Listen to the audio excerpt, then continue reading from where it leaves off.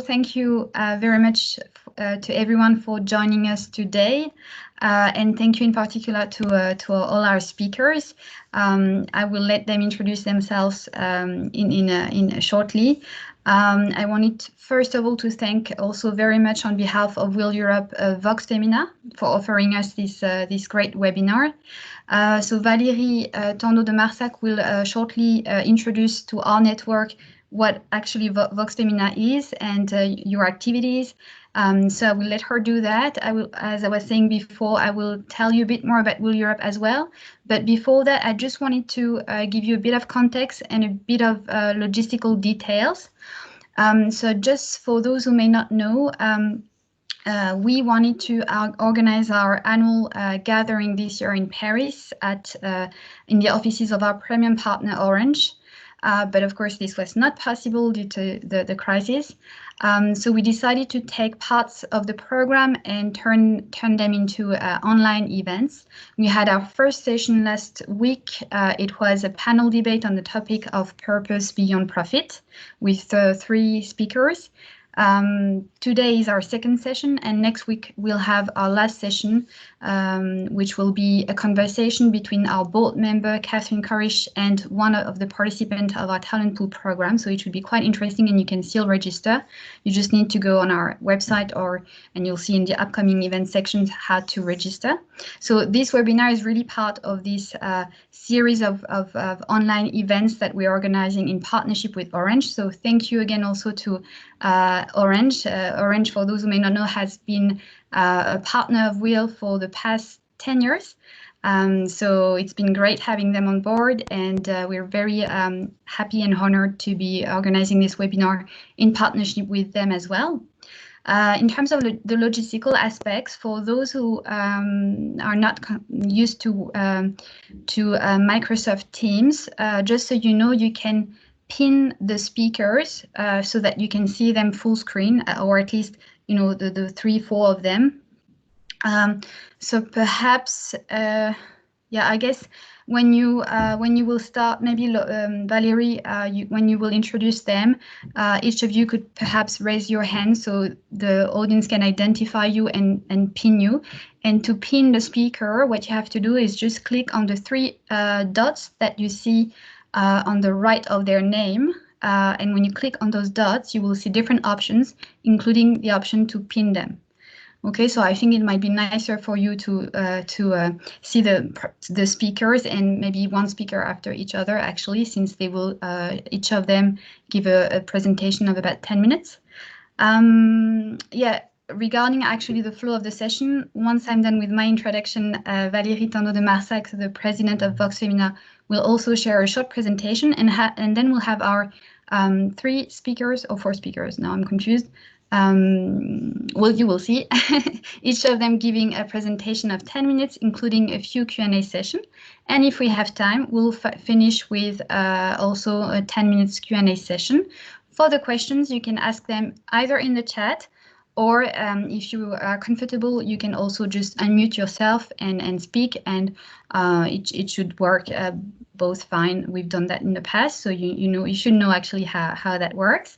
So about WIL Europe, very shortly. So WIL Europe is a network of high-level women in high-level position across Europe. We have members coming from about a bit more than 24 European countries, and coming from various different organizations and sectors. And that's really our added value, is really to be able to bring together those women coming from such a diversity of countries, nationalities, and sectors. We have about now a bit more than 300 women in the network. So some of them work for big corporations like Microsoft, like Orange, like Lenovo, or in smaller organizations, smaller companies or startups. Some of them are entrepreneurs. We also have members working for public institutions at the European level. We have members of the European Parliament. We have members who are in really high-level positions in the European Commission, but also in national institutions, for example, like the French Ministry of Foreign Affairs.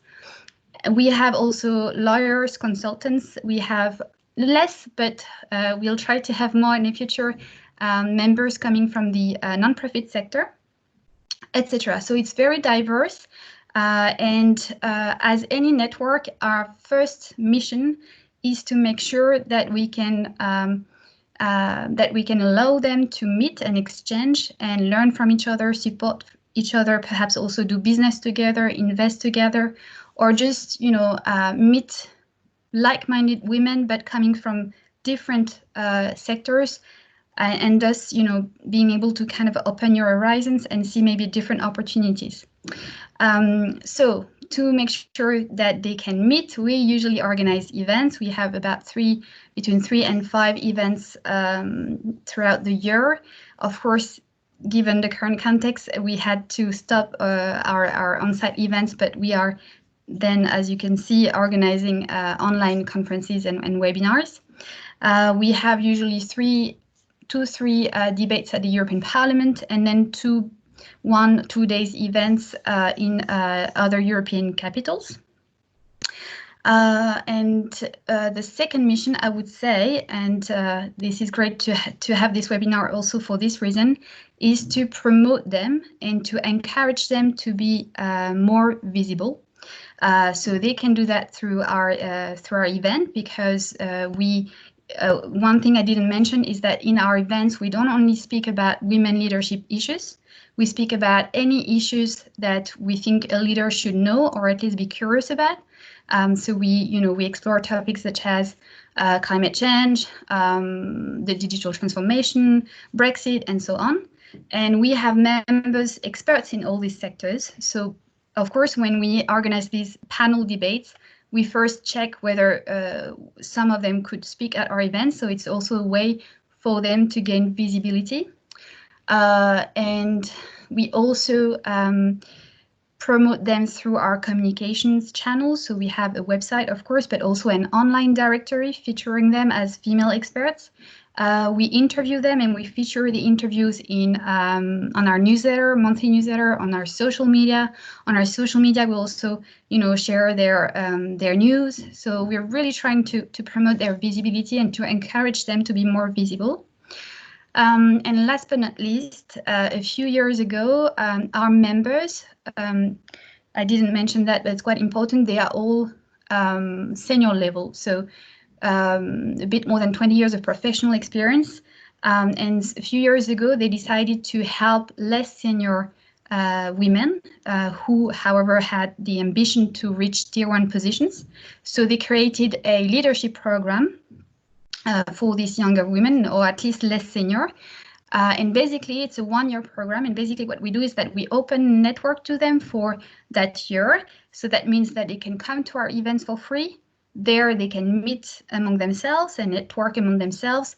And they can also meet our more senior level members. We also organize specific workshops for them, speed dating sessions with our senior level members, which soon will have to be online actually, but that will be a great shift. So we have this yearly program also for less senior women who then become alumna and can still, not come to all our events, but to most of them. And hopefully one day join the network as a member. So that's a little bit about, how we work and why we do all of this. Once again, I'm really, really pleased to have this, to be able to offer this opportunity to our network. Visibility is so important. And so it's great to have something really concrete, a great workshop ahead. So thank you very much again to Orange for its great support, and to Vox Femina for offering this webinar. I think that's all I had to say. So I think I could let Valérie take the floor. Okay, hello everybody. As you said, do you hear me? Yes. Okay, because okay. There was an echo sound. My name is Valérie Tandeau de Marsac. Professionally, I'm a lawyer, and I specialize in family-owned businesses. 10 years ago, I created the non-profit association Vox Femina. The objective of Vox Femina is to identify female experts and gather them in an association, which is not exactly a network, because our main purpose is to really increase the level of awareness of the impact of visibility of female experts in the media. The idea was based on a study made by the French government published in 2008, which showed that when the media interviewed experts, they, on the average, they interview 82% men and only 18% women. Unfortunately, even though the study was made and published in 2008, these percentages have not really changed. They have it's a little better, but not really much better. It varies depending on the type of media, whether it's the radio, the professional media, or media like the TV, or of course, if you look at the social networks, it's more balanced, because women have an easier access to the social networks than to the traditional media, and this is why we, Vox Femina, have started by working on the visibility of female experts on the social media. So we have a group on LinkedIn. We have several thousands of followers on Twitter. We are also a little bit on Facebook, but it's not exactly our target, because our target is much more professional. We are, I think we can say, we are well recognized today, 10 years after the creation of the association. We have a rather stable number of members. This is how we live. Our members become, our experts become members of the association, and this is how we can continue our actions. The type of actions that we do. Initially, we're not that much contrary to WIL. We do not organize events. That's not our purpose. As I always say, the network is a nice and welcome side effect, but it's not our main purpose. So what we do is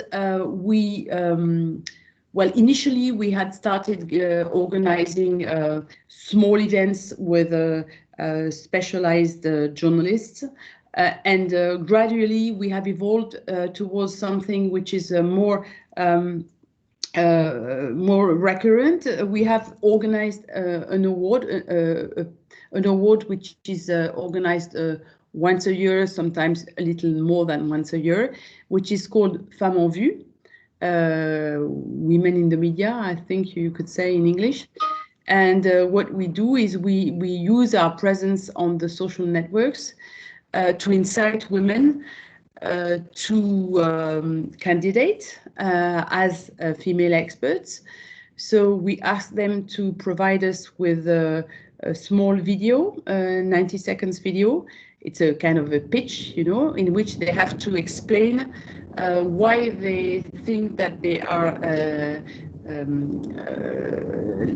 legitimate as a female expert for the media, and in which fields of expertise they think that the media should interview them.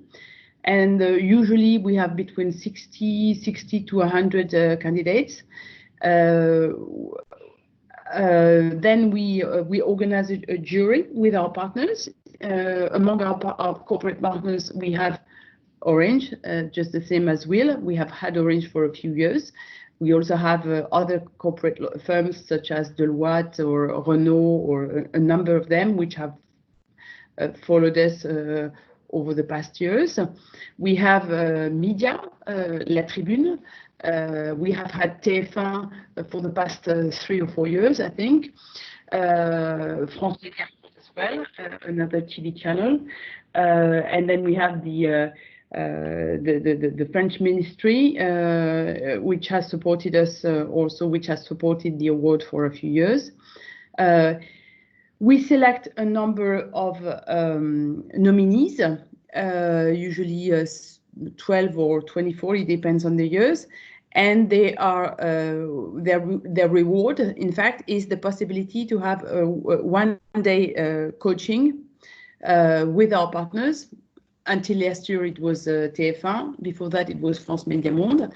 And they spent a full day, with specialized professionals who coach them and teach them how to coach rather than teach, how to conduct an interview with the media, with the green screen and so on and so on. And at the end of the day, they have a nice video which they can use to present their expertise to the media, or which they can of course also use on the social networks to present their capabilities or expertise rather. So that's what we do. We have partnered with WIL on several occasions. What we did was we also were present at the events which WIL organized, and we have organized sessions for the candidates we have coached them to provide us with the video which we need to be a candidate in the award Femmes en Vue. We also, of course, on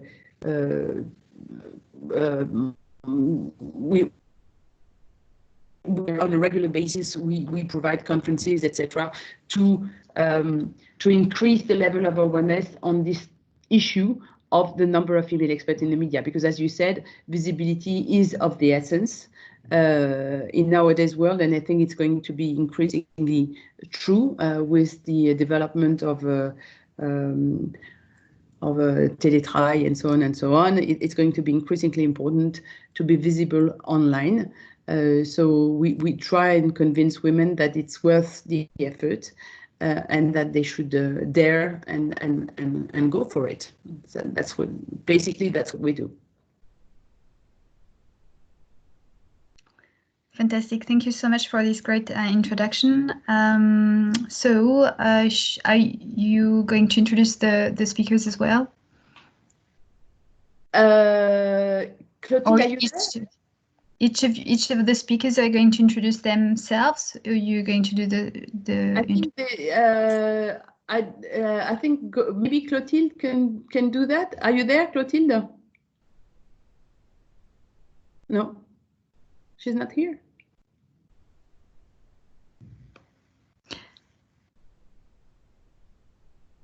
I would prefer for the speakers to introduce themselves. Okay. It's another opportunity to have a nice pitch online. Great. We were to start with Marie, right? Yeah.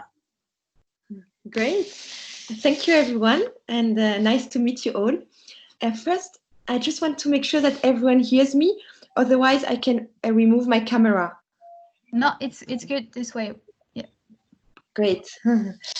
So my name is Marie, and I have been an entrepreneur since my time as a student.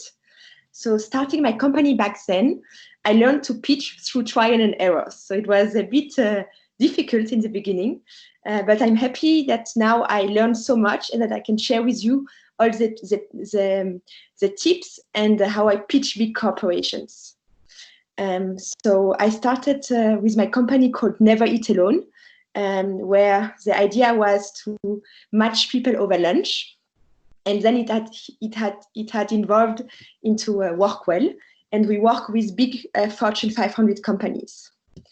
So the first thing I want to share is that meetings and pitches which went best for me are those where I spoke less and listened more. So this can sound contradictory, but asking questions and listening to answers helped me better and understand and make progress instead of doing a monologue of my app.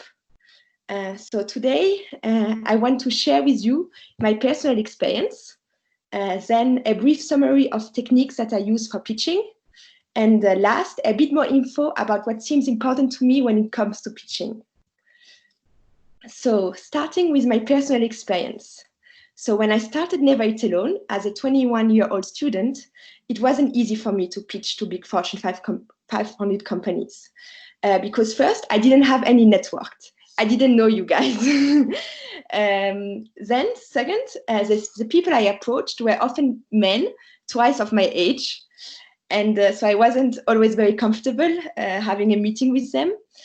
And third, I didn't necessarily know how much the company's context. As these were big companies, the context was not always easy to understand. However, I quickly gained big corporations as clients. So here is how I proceeded. So first, I always started with my story. So that means that I explained the frustration I had experienced. So in my case, it was that I was, before starting my company, an intern in a big bank, and it was very boring. And I was always with the same employees for my department. And at lunch, I would always eat with them in front of my desk or with the same colleagues. And so I was very frustrated. And this gave me the idea to create an app so that people eat together. And so this is storytelling. And people love to hear your personal experience, and your stories help them remember. So please don't be afraid to share your story. And it also creates a natural bond. Do you hear me well? Yes. Great. So next, with regard to some pitch techniques. So I find it is important to let people know first what is the aim and purpose of your service or product in one phrase so that they directly understand. Then also which users you are targeting. Is it big corporations, small companies, B2C, B2B, to make sure that you are in front of the right person. Then which pain points we solve. So as I explained, for me, it was to connect people because it was very difficult to meet new colleagues in a big company. Then what other solution exists? There is always competitors, and it's good to explain how you differentiate from them, how you are different, and also what innovation you bring. So people love to see demos because then they can have an image. So get ready to show them something and not only speak. Then also share your business model so that they can directly understand if they have the budget for it. Then also share your team, so who is working on the project, to make sure that you have complementary skills, so someone who is good in technical skills and then also more business side, because it's a team effort. Then also what market research has been done and what's the feedback you got from your first users. And then the best will be even to give these references. And last, what the action plan is and your roadmap, so that the future client can understand what your next step is. So I can share with you the technique so that you can later easily, I just want to send. Okay, great. So now I would like to focus on 6 points I find important when it comes to pitching your product and services. First, so once you finish your amazing pitch, it's important to be ready with the next steps. So not just say goodbye, but say, okay, I will contact you in 3 weeks with this, and this. And also make sure to ask questions so that you can understand the client needs. So as I said in the beginning, don't do a monologue. Second, I learned that it's very important to be transparent with the client and not to try to oversell, because it's a long-term relationship built on trust. Third, self-confidence is key, because then you are very positive and give a reassuring impression. And self-confidence, you can learn it many ways. So for me, it was very helpful to learn meditate, because the more you learn to breathe, the more you take time with yourself, the better you feel. So I'm happy also to share some meditation techniques if we have time after. Fourth, before your meeting, I find it important to do some research on the person you will meet. So I love to watch some videos on YouTube so that you can better visualize the person and gain confidence. And it also shows that you have interest, and even check if on LinkedIn you have friends in common. Fifth, many times when you go to a pitch, it's a place you don't know.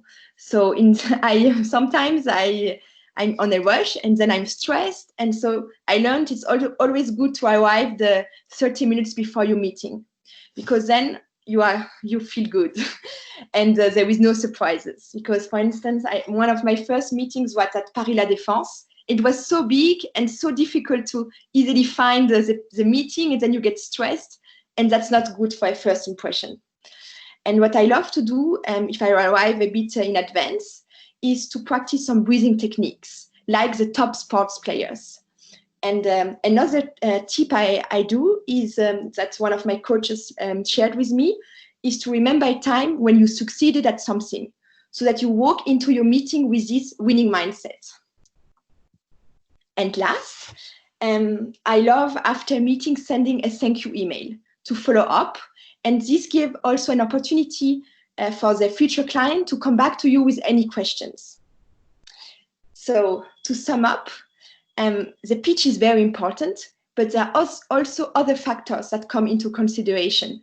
Self-confidence, confidence in what you are selling, confidence on the people that are carrying the project with you, and the non-verbal communication. All of these leave an impression. So that's it for me. If you have more questions, you can contact me with pleasure by email. I will leave my address in the chat. Thank you, Marie. Thank you very much. And congratulations for starting a company at such a young age. Wow, that's very inspiring. Many different advice and clues, but we still have a couple of minutes perhaps for some questions just now. Otherwise, perhaps at the end, if you do not have any now, but you can either unmute yourself or maybe write them down in the chat box.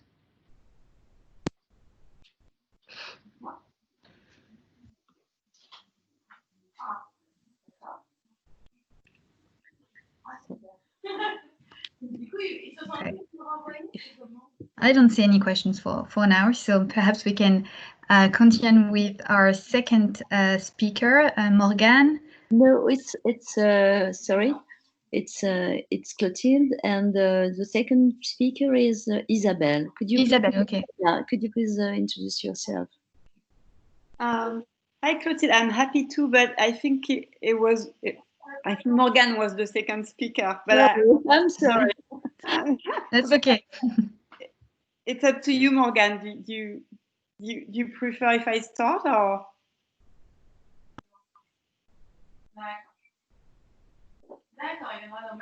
I don't hear you. I'm sorry, Morgane. Do you want me to start? Yeah, your slides are on, so you can go on I'll finish. Okay. Whatever. All right. Fine. Thank you.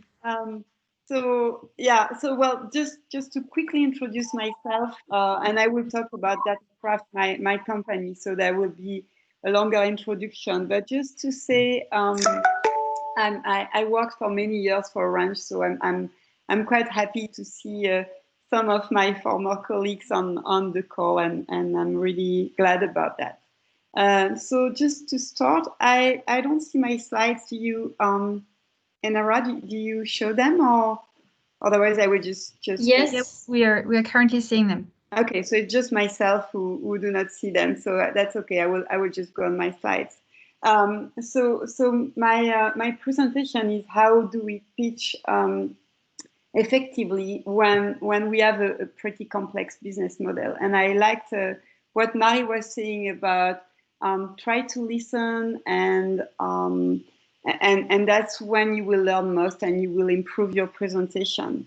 I must say at the beginning it was very difficult for me, maybe because I'm talkative, but also because I had the feeling that my model was very complicated. What is datacraft? Which is the company I started a year ago and which really started commercially last February. It's a club. It's inspired by the French compagnonnage in crafts, which is a way to learn with peers when you do crafts. And it allows data scientists and data engineers, so people working on data, to share good practices and learn from each other. and it also ways to accelerate companies' artificial intelligence related projects. We have a major focus on collaboration and social responsibility. This is why when I thought about the project, I thought about the places where people would meet, and in my idea there will be a garden. So you see, it's a pretty complex project. And then what I realized is that when I explained it, it was raising too many questions in most cases. The first one was, I was using the word club, and most people were wondering, well, is a club a real business? Is she talking about a company, or is it something non-profit? And especially while for the past, well, after Orange, I worked for a non-profit organization. So I think this was even more confusing in people's mind. And then I always liked the word compagnonnage, which is something that really inspired me and that I'm really keen of. But while talking to non-French people, it really meant nothing to them, because that's very specific to French culture. And then I was explaining about the value of sharing good practices with peers and how it was accelerating AI-related projects. And I saw when I was explaining it that people were thinking, well, how does it work? In reality, what is the community she's talking about? Who are those people? What's the business model? And while I was explaining that, well, mainly it was the members of the club that were making it grow and bringing their own projects. If it was key to them to improve the way they work on data when they have a very small number of data, it was for them to offer to the rest of the members to work on that. Also, we were starting adding the human resources team in the club to help them deal with data scientists. So it was very interesting for me to see people reactions to my pitches. And because it's a very innovative model, it's in between new ways of learning, also new ways of working. I was reading the point, well, I guess you all want to be leaders, especially large companies.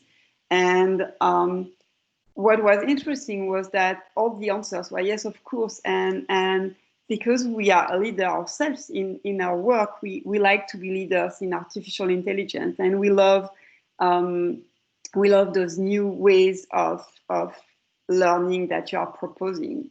But then when I was saying, okay, well, great. So that's the monthly subscription. Are you ready to subscribe? And I saw that, well, it was a bit more complicated than saying you want to be a leader and you want to start something. People were saying, well, who is in your club, by the way? And because I was starting, I had to say, well, you will be the first, but I guess you said you wanted to be a leader, so you don't mind being the first.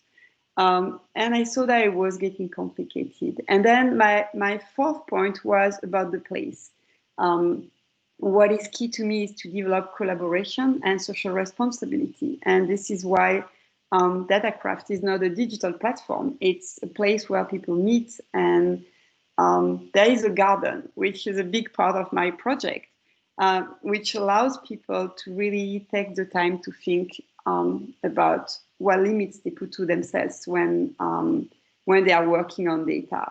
So if I switch to my next slide, here's what I learned from pitching. And I really liked what Marie said.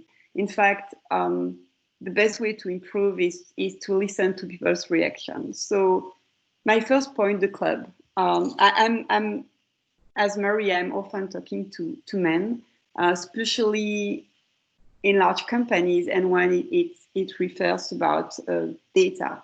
My main point of contacts are usually the data officer or the digital, the chief digital officer, and in the second phase, HR.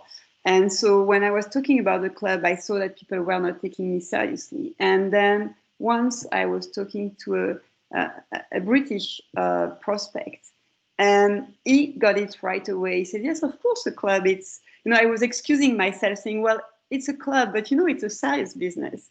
And he said, of course, it's a serious business. Who will think that Manchester United is not a serious business? And it just gave me right away the good way to present datacraft. When I see that people wonder what I mean by club, I always make that reference. And it's great in two ways. First, people don't question anymore whether it's a business or not. And secondly, since I'm mainly talking to men, it makes something really, really fun, and it really engages the conversation. Then I realized that when I was talking to compagnonnage, I just had to forget about it when I was speaking to non-French people. And that's what I'm doing from now. I'm only using it when I'm talking to French people. Then when I'm talking about the concept of sharing good practices with peers, I always give a few very short examples and people get it right away. So since I have my colleagues from Orange, that's an example I often give. I say, well, let's imagine you are a data scientist working for Orange on churn, which is predicting a customer that will leave you for another mobile operator. At some point, you probably are not performing as well because you always do the same. And you're not developing your skills because you are not using different data skills. What if you meet the data scientist from Manchester United who is trying to predict if one of the players is going to leave the club, or if you are meeting with a data scientist from a big pharma company trying to predict if a patient is going to stop taking his treatment. You are going to use different methods, techniques, different data, but the goal is very similar. And that's by sharing good practices, you will perform a lot better. And it will be very stimulating. So it's also a way to keep your talents. So that's getting examples is really key. And then the last point, which is about the garden, that also I decided to forget about that. But going back to Marie examples, which is show proofs of concept, when I finally got my place in February with a nice garden, and when I show the place, that's a way for people to understand how people are going to collaborate together. And that's really key to have something to show. So just to conclude, really the key thing is to listen to people you are presenting to and who are your customers, and understand what makes sense to them. Just make sure not to get lost in translation. So if there are things that are really important to you, try to find a way to keep them. And I'm showing that illustration, which I have on my website, which needs to be redone, but that's another story. A lot of people told me, what's the link between arts and data science? You usually illustrate datacraft with people working together in data, something very technological. And I really liked the link between arts and data, so I kept it. And that's how I got in touch with one of the company that is going to invest in datacraft. They are specialized in data science, but they are passionate about arts. And they really questioned themselves about my illustrations. So I'm so happy I kept it, because it was the start of a great relationship. So, well, thank you. I added my contact details on the last slides if anyone wants to talk to me. Okay, thank you so much. Do we have any questions?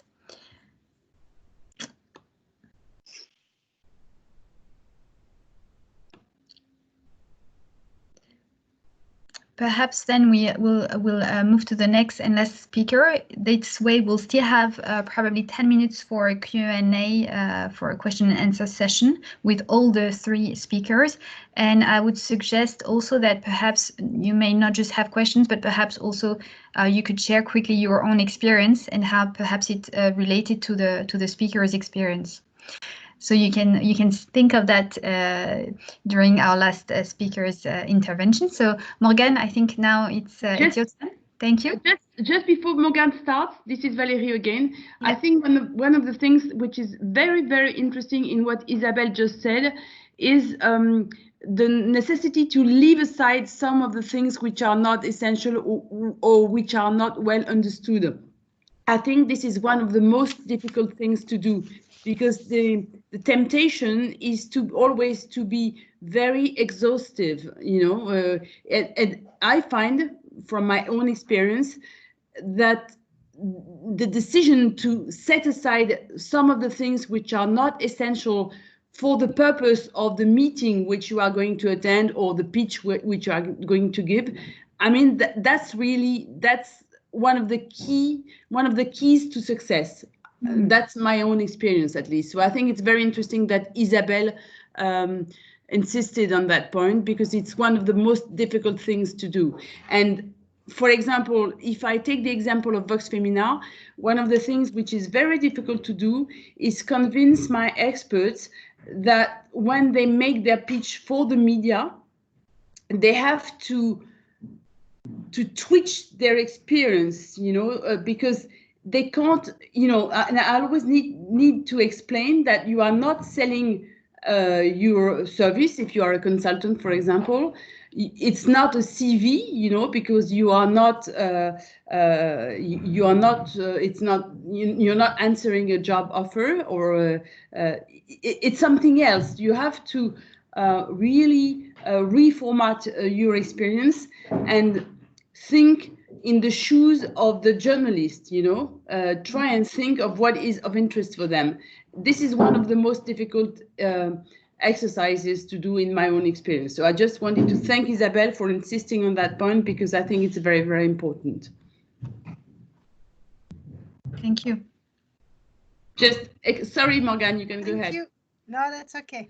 I'll switch to mute.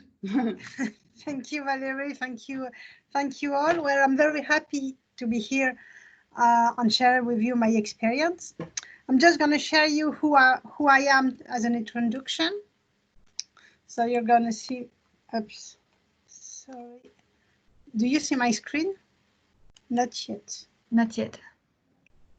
And I think now you can get it. So I'm Morgane Rolando. I'm very happy to be there and share my experience as an investor. I am a serial investor. I invested into 11 startup or companies myself. And what I do as a living is I'm an interim executive, and I act as a general manager or finance manager in companies undergoing capital operations, such as M&A, LBO, restructuration, or financial crisis. This position as an interim allows me to dedicate some time to investing, which is my hobby, a nice one, or to teach into business schools about entrepreneurship, investment, and innovation. I wanted to thank Valérie for saying, put yourself in the shoes of the journalist, as I think what I say to, oh, sorry, I'm going to stop sharing, it's going too fast. When you are in the shoes of a journalist, it can be the same. Put yourself in the shoes of an investor. So when sharing what I see as an investor, how I decode a pitch, what I get from it, this is the first interaction we have together. Because normally we've met somewhere, we have an executive summary, we understand what you are doing as an entrepreneur. And the pitch is here to build a relation, to start the relation between the both. So first, I'm going to look, as Mary said and described, what is the classical? Is there a market? How is the product answering to a need? where is the innovation? What's the business model? It means how do you gain your business? So what are the financials? And once we've set up on all the stuff, I'm going to start looking for weak signals. So that's where the relationship began. Because all in all, it all relates to persons and to human being. Soft skills are as much important as the format of the pitch on the figures you're going to come with. It's 10 years that I'm investing myself. On 25 years, I'm in capital operations. I could see the very big difference into the pitches. France is happy to say we're a startup nation, and that comes with a lot more actors coming from the seed or from the beginning of companies. So the entrepreneurs know how to present a pitch, what to say, what is the VC curve, what they need to say, what they need to impress us with. So I'm going to look behind that. What is the goal of the entrepreneur? What is the real goal? Do they have only a business goal? What is, in a way, their life's mission? What is the alignment between the business and the entrepreneur? Is it a team or is it a solo entrepreneur? Does this person have the ability to undergo the roller coaster that they will live in a company? Because when we write a business plan, we write expectations, what we want to do. But real life will be a lot different. What is the ability of the entrepreneur or the entrepreneurial team to face failure? How are they going to overcome it? Are they strong enough? Do they have moral support at home? How are they going to reach all the pitfalls that they will undergo? On the listening skills, you said, both Isabel and Mary, that listening was very, very important. And that goes with understanding each other. Understanding the investor will become your shareholders, understanding your market, understanding your employees. So how do you gather all the signals from your environment to make it a force for your business? And you will receive criticism, and that's business life. You will have competitors if you have a good idea, right? And they will, I wanted to say they will try to kill you. That's not a nice word, but they will compete strongly with you. So how will you overcome that? And when we speak about personality, when you build your own business, you can confuse yourself and your company because you are fully dedicated with it. So how can you step back from that? How you need to be at the same time very much involved, 150% involved, and at the same time be able to step back with all the events that you're gonna get. So those are the things I'm trying to see into the pitches. What's my feeling about the entrepreneur's ability? And when they come as a team or as an individual person, it makes a strong difference, because coming as a team, a complementary team, is a strength, because they need to listen to each other. They need to make compromise to each other prior to make decisions. So that means when I will be on board, when I will have invested my own money, and whether I'm just a shareholder or I become a board member, I want them to listen to me. Not that I want to manage the business on their behalf, but sometimes with my own experience, with my contacts, and being external to the problems, you see other things than they will see in the business itself. So I'm projecting myself during the pitch. Mary said, we need to build a story. And that's true. We need to build a relationship. It could be like a wedding or a love relationship. You need to be happy to belong to this company, to be proud to belong to this company. Well, at least I want to be proud of my investment on participations. So how do I project myself when customers will not pay, when a competitor will come with a brand new product and is being very aggressive? How can I help the entrepreneur? And how is the entrepreneur able to listen to me? So we are, well, unlike a couple, I cannot get out when I want, because I'm speaking of investment at the seed stage as a business angel. We are not on a stock market where we can buy and sell shares whenever you want. We are just linked, and we get out of the company when we can sell it, or at least sell my shares.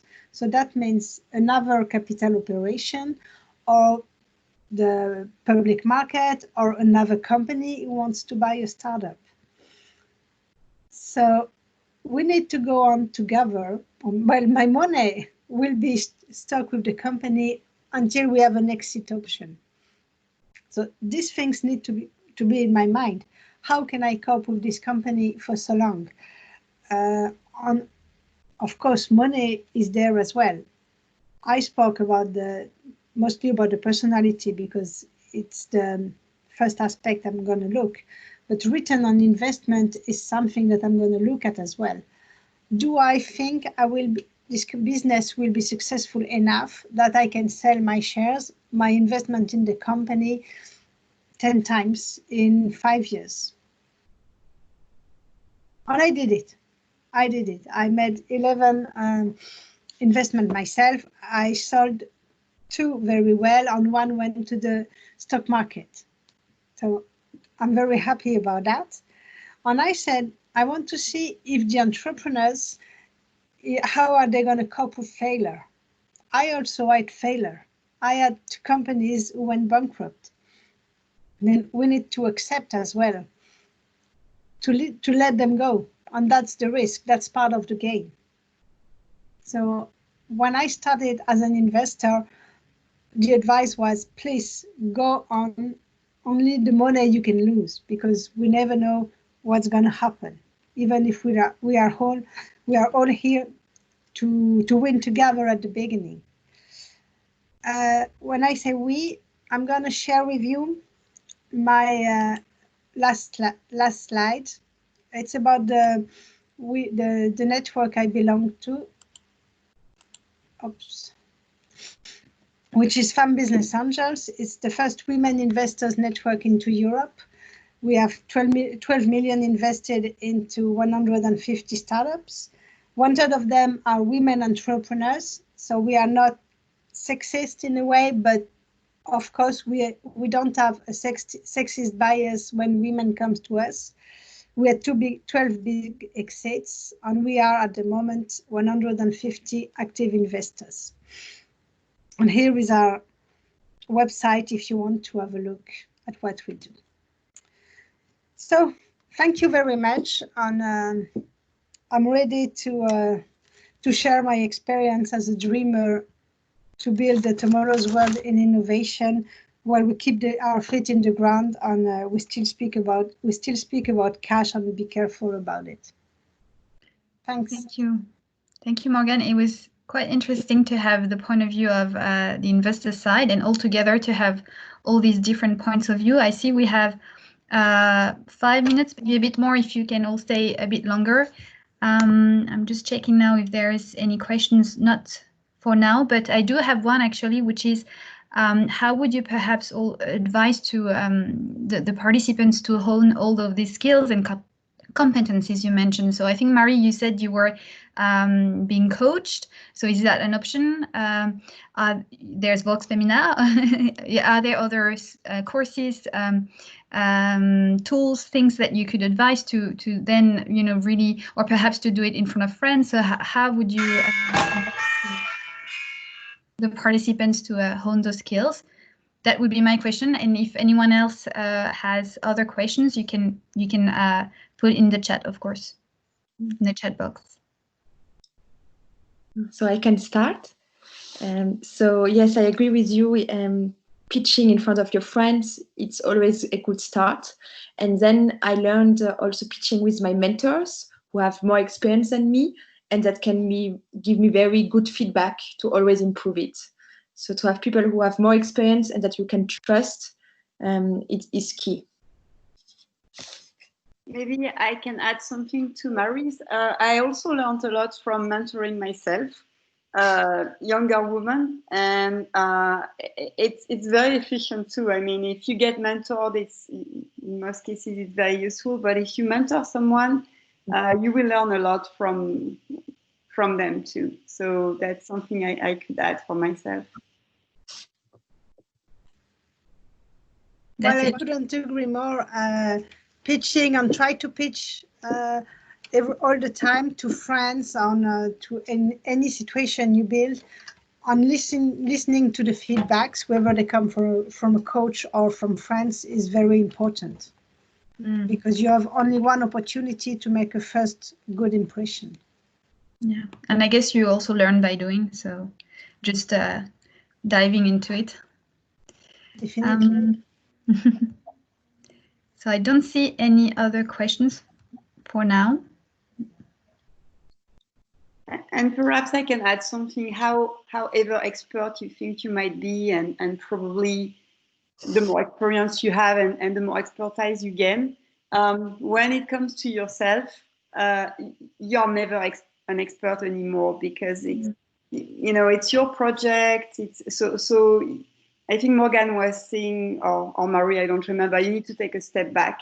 And when it's your project, even if you think you have a lot of experience, even if you teach entrepreneurship, then you really need others to give you some feedback, and so you need to try. You need to fail, try again, and learn from that. So and probably also believe in what you're doing, and in yourself, as you said. You need a lot of patience when you start an entrepreneurial project. That's for sure. I remember when I started, someone told me, there is one thing, you will never sleep the same way. And I thought it was a joke, but no, it's not a joke.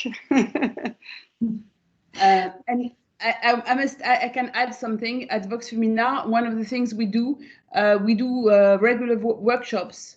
We have two types of workshops. We have called them, one is pitch and talk, and we use we use the workshop to we use the opportunity to be with others, with your peers, in fact, to improve the pitch.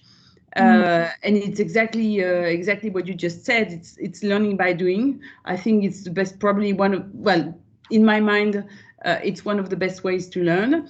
And the other thing, the other type of workshops is tweet and link, how to use the social networks in order to gain visibility. So, you can also join us in those workshops, which are organized on a regular basis, which were organized on a regular basis before the crisis. Now we tend to do them online as we do today, but, pitch and talk and tweet and link. Can I add something? It's nice to get coached and to get prepared, but you need to dare as well. Yes. At one stage, you need to stop being preparing, but just go. Yes, I agree. Totally agree. Listening to your heart on what you've got inside and share it with your audience. Knowing your audience, you said both, Isabel and Marie, is very, very important to understand what they're going to get from your pitch. But then I totally agree. Yeah. You have to dare. Yeah. Totally if you fail, it doesn't matter. You're going to do it better next time. Yeah, because you learn much more in the experience than just in your head, trying to figure out all the possible scenarios. Yes, and you're never going to reach perfection anyway. So, just before we conclude, there is one question for you, Morgan. I don't know if you've seen it, but I can read it. So you mentioned 2 of the companies you invested in went bankrupt. Is there anything you learned from it that you could share? Yes, a lot. One was a solo entrepreneur, so it was very difficult for her because she was alone. She didn't have any shareholders or associate to work with. And the product was a solo product. So it was one product and very innovative. It was a luxury product, and we were very happy to have an opening in Galeries Lafayette. It's one of the big stores in Paris. But in fact, it was not a good point, because customers didn't know how to use this new product, even if it was luxury, because the marketing budgets were those of a startup. So she's doing right now she started another startup, but for innovative products, use innovative channel, and she's selling only online at the beginning, and just target the geeks or the first movers. And the second one was online wedding lists for low cost wedding lists. And they were attacked very quickly on their business model because there were not enough barriers to entry. So if we want to go low cost, you need to target volumes, and you need to target them very, very, very quickly. And unfortunately, I had a doubt with those at the beginning when we entered that they didn't ask enough money, because I thought they're going to run short very quickly. And women tend to ask for less money than men. That's something we usually see, and it's a pity, because you don't need to ask for exactly what you need, but you need to ask for at least 20 or 50% more, because of the unknown pitfalls that you are gonna encounter. And that's what happened. They run short of cash, because of the competition was coming too fast. So now when I have a doubt, I just say no. So I learned to listen to my own doubts as well. Okay, thank you. No more questions, and we're running a bit late, so I don't know if you want to say any concluding words, Isabelle, Morgane, or Marie, or perhaps also Valérie. The concluding words is, I think we have all the keywords there. You have to dare. You have to use the power of the collectivity of your peers, and learning by doing is probably the best way. And also have the courage to, as I said earlier, have the courage to be selective in what you say. You can't say everything because everything is not relevant to your purpose. So you really have to tailor your pitch to the purpose. Okay. Thank you so much for all this great advice. I hope that one day we'll be able to meet actually and to organize what we had planned at the beginning, an on-site workshop at one of our conferences. So hopefully this will happen. So thank you very much again to the speakers, Vox Femina, Orange, for partnering with us. So it was great. Thank you also for sharing your contact details. That's very generous, and we hope to see you again very soon. Okay. And thanks everyone for joining this webinar. Bye-bye. Bye-bye. Thanks, bye. Bye.